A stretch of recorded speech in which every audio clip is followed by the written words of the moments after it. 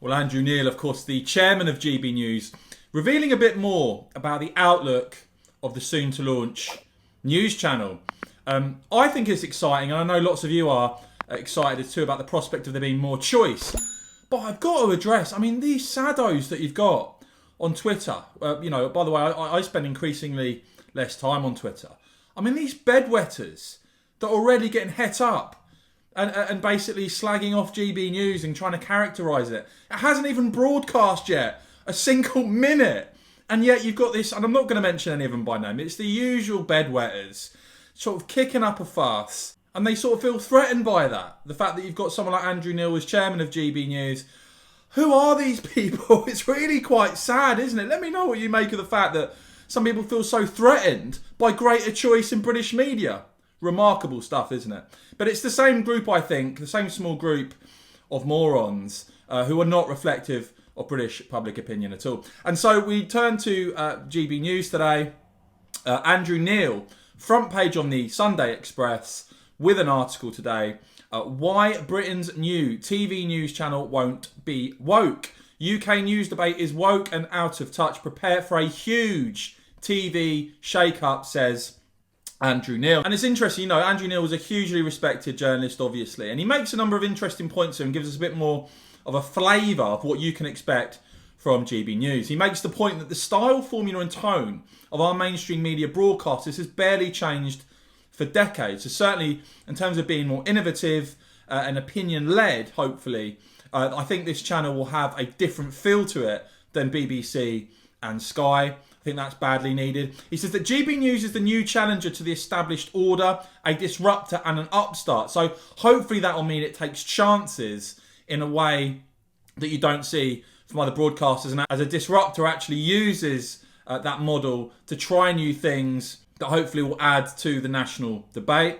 And he makes this point, which I think is really, really important.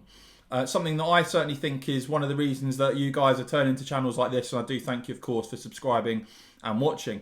Andrew Neil says, I believe our national conversation has become too metropolitan, too southern and too middle class. Some journalists and commentators seem too confident that their liberal left assumptions must be surely be shared by every sensible person in the land.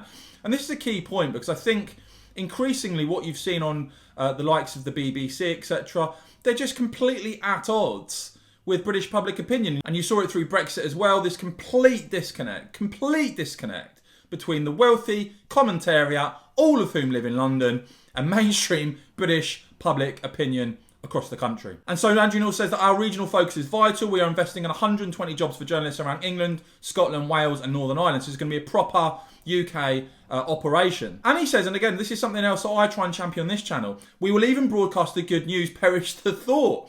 Something that I think really does turn me off of mainstream media at the moment is it's just so negative about everything. Hasn't got a good word to say about this country. And again, I use Brexit as the case study.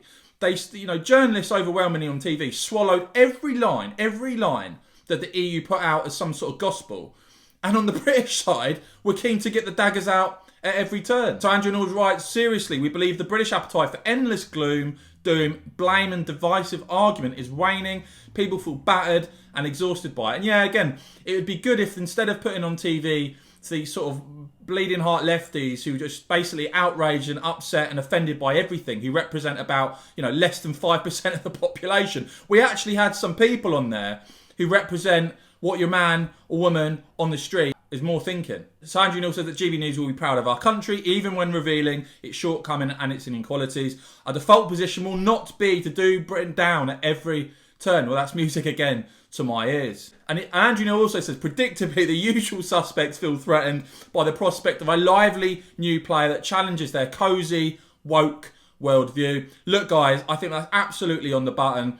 I think GB News is badly needed.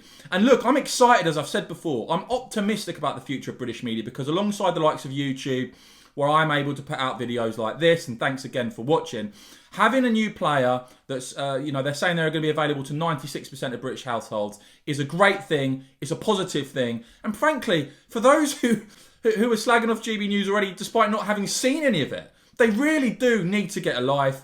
Greater choice in the media can only be a good thing. But let me know what you make of this in the comments, guys. Let me know what you make of Andrew Neil's comments. And as ever, please do give this video a big thumbs up. That would really help me out. Make sure you've hit the subscribe button and the bell so you don't miss my next video. And of course, as ever, thanks for watching.